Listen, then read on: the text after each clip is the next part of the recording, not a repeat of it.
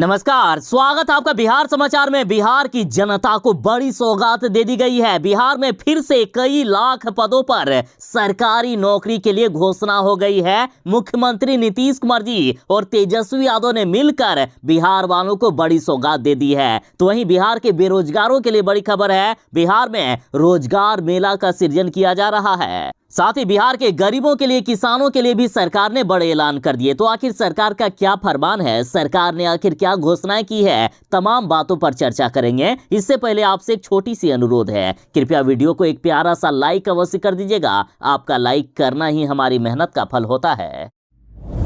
जिस तरह से बिहार में बनी ये महागठबंधन की सरकार बिहार की जनता को रोजगार और सरकारी नौकरी दे रहे हैं, तो इससे भाजपा बेचैन हो गई है। ये कहना है बिहार के उप मुख्यमंत्री तेजस्वी यादव का। एक तरफ जहां तेजस्वी यादव ने केंद्र सरकार पर तंज कसते हुए कहा कि देश में बेरोजगारी चरम सीमा तक पहुंच गई है, बीजेपी सरकार को बिहार के युवाओं की कोई भी चिंता नहीं है, और जब बिहार में नियुक्ति पत्र वितरण होने लगे तो केंद्र सरकार भी उसका अब अनुसरण करने लगे हैं। जरा ध्यान दीजिएगा, बिहार के उप मुख्यमंत्री तेजस्वी यादव ने कहा है कि जब से बिहार में महागठबंधन की सरकार बनी है तब से नियुक्ति पत्र बांटने का सिलसिला तेज हो गया है। महागठबंधन सरकार के रोजगार मॉडल से आज भाजपा बेचैन हो गई है। मुख्यमंत्री नीतीश कुमार के नेतृत्व में काम कर रहा महागठबंधन सरकार की सोच है कि राज्य में कोई भी बेरोजगार ना रहे, दवाई, सुनवाई, कार्रवाई, सिंचाई और पढ़ाई उपलब्ध हो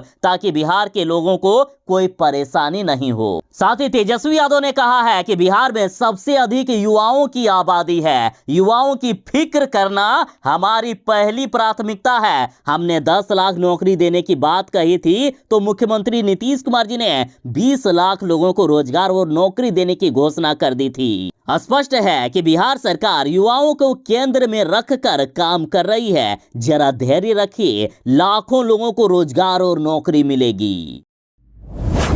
मुख्यमंत्री नीतीश कुमार जी ने कहा है कि बिहार में आगे और भी तेजी से बहाली होगी। हम बिहार वालों में नौकरियों की बारिश लाएंगे। देखिए, मुख्यमंत्री नीतीश कुमार जी ने कहा है कि बिहार में नियुक्ति की प्रक्रिया अब शुरू हो गई है और आने वाले दिनों में और भी तेजी से बहाली होगी। सभी विभागों को इस बाबत आवश्यक निर्देश दे दिया गया है कि जितने भी पद खाली हैं, जिस विभाग में जितने भी पद खाली हैं, सब भरे जाएंगे।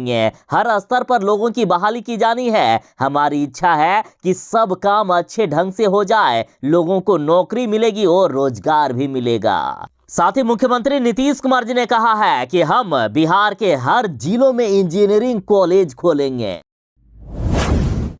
मुख्यमंत्री नीतीश कुमार जी ने बड़ा आदेश दे दिया है कि पुलिस से लेकर पंचायतों तक में होगी बहाली। देखिए, मुख्यमंत्री नीतीश कुमार जी ने कहा है कि अभियंत्रण महाविद्यालय में अभी 337 शिक्षक कार्यरत हैं, 2241 और भी पद स्वीकृत कर दिए गए हैं। 398 पदों का चयन हुआ है, जिसमें से बुधवार को 281 लोगों को नियुक्ति पत्र भी दे दिया गया। 687 पदों का साक्षात्कार अभी चल भी रहा है। जितने और लोगों की बहाली की जरूरत होगी, उनकी बहाली यथाशीघ्र की जाएगी। मुख्यमंत्री नीतीश कुमार जी ने कहा कि डॉक्टर, इंजीनियर, पुलिस सहित अन्य विभागों में जितनी भी बहाली की जरूरत होगी वह शीघ्र से शीघ्र पूरी कर दी जाएगी। यानी बिहार में जो 10 लाख सरकारी नौकरी की बात कही गई है और 10 लाख रोजगार की, तो उस टारगेट को सरकार जल्द से जल्द पूरा करने वाली है।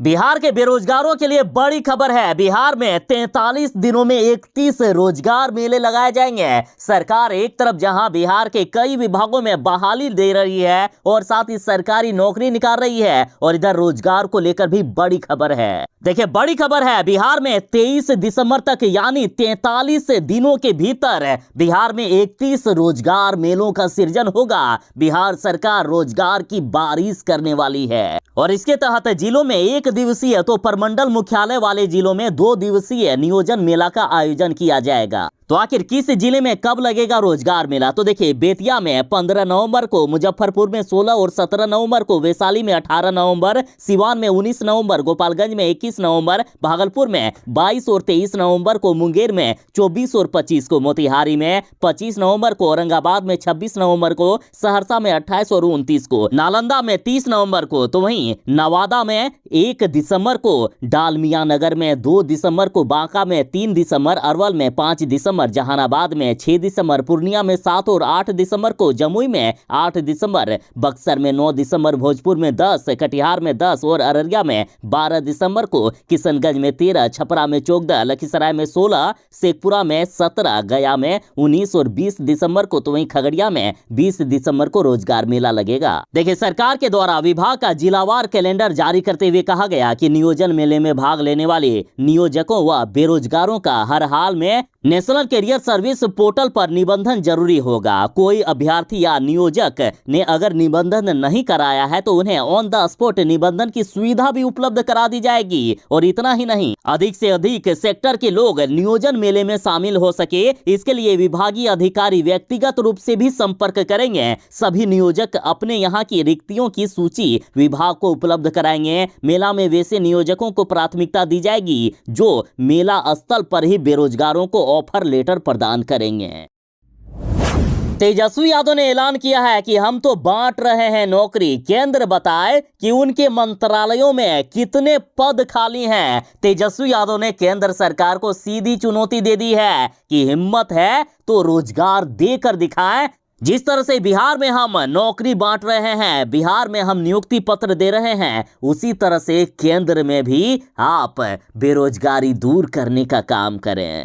तो वहीं तेजस्वी यादव ने कहा है कि देश में गरीबी, महंगाई और बेरोजगारी पर चर्चा होनी चाहिए, लेकिन कुछ लोग जुमले और झूठ बोलने में लगे हुए हैं।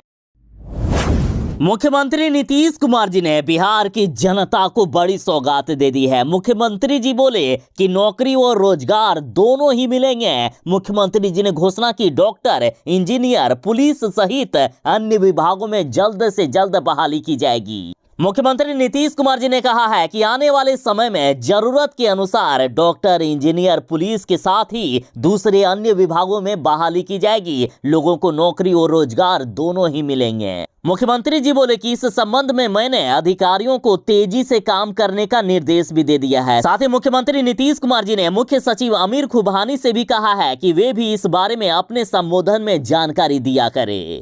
साथ ही मुख्यमंत्री जी ने बीजेपी पर हमला बोलते हुए कहा कि कुछ लोगों की रुचि सांप्रदायिक तनाव पैदा करने की रहती है। ऐसे लोग चाहते हैं कि जाति और धर्म के नाम पर विवाद हो, लेकिन मेरा सबसे विनम्र आग्रह है कि आपस में प्रेम और भाईचारे का भाव बनाए रखें।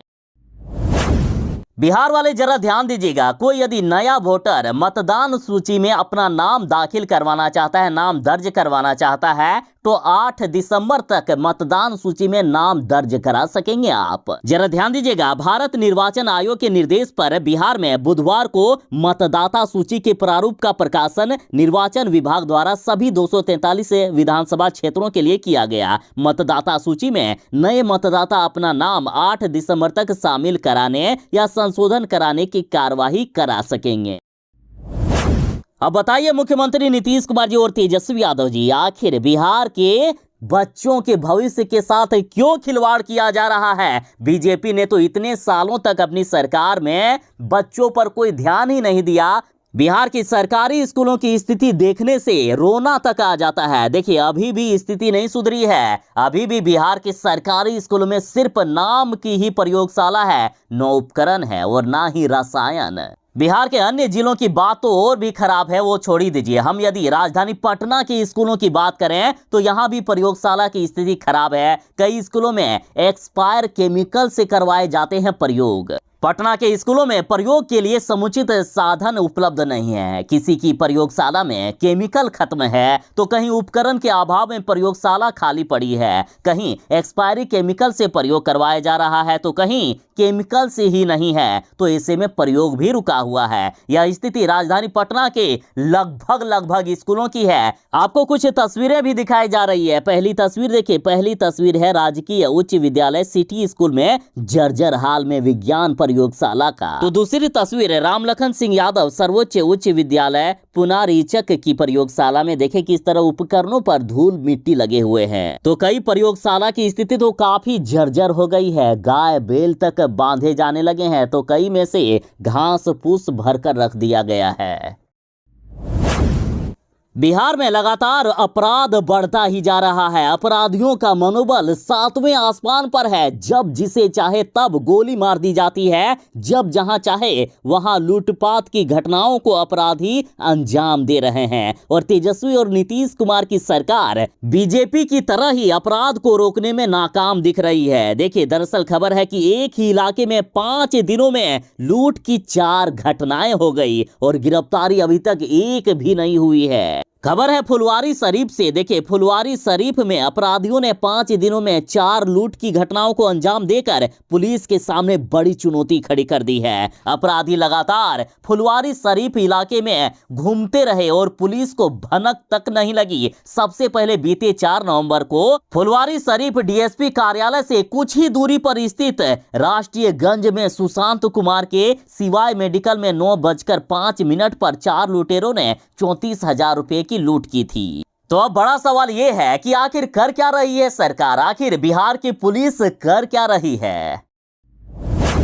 अभी धान कटने का समय हो गया है और कई किसान ऐसे हैं जो पराली को जला देते हैं, जिससे पर्यावरण पर काफी ज्यादा प्रभाव पड़ता है। और इधर बिहार सरकार ने अब बड़ा ही आदेश जारी कर दिया है कि पराली जलाने वाले किसानों पर एफआईआर करेगी सरकार, किसानों को नहीं छोड़ा जाएगा। देखिए, बिहार में फसल अवशेषों यानी पराली जलाने वाले किसानों पर मुकदमा होगा। कार्रवाई के लिए राज्य के कई जिलों में विशेष टीम भी गठित कर दी गई है। विकास आयुक्त विवेक कुमार की अध्यक्षता में हुई अंतर विभागीय समूह की बैठक में ये निर्णय लिया गया कि खेतों की मिट्टी को उपजाऊ बनाए रखने और राज्य में बढ़ते प्रदूषण को रोकने के लिए किसानों पर सीआरपीसी की धारा 133 के तहत कार्रवाई की जाएगी।